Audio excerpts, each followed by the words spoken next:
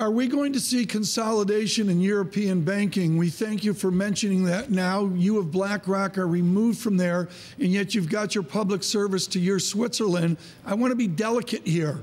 Is Philipp Hildebrand waiting for mergers in EU banking? We need to see consolidation of the European banking sector, absolutely.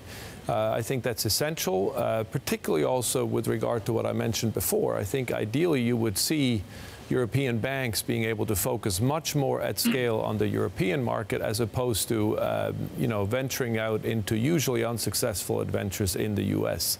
I think that the key here, though, Tom, and this is important, is to say before a bank can do that, they have to have a European market that actually exists. And so this is, of course, where banking union comes into play, where policy comes into play.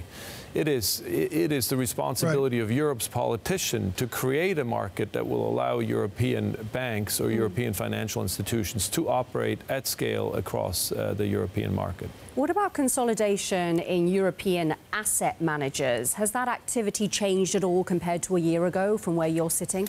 Yes, I think there is no doubt that the margin pressures, the competitive pressures, the technology pressure, all of this will lead to consolidation. I think it is it is critical today for an asset manager to be able to operate at scale.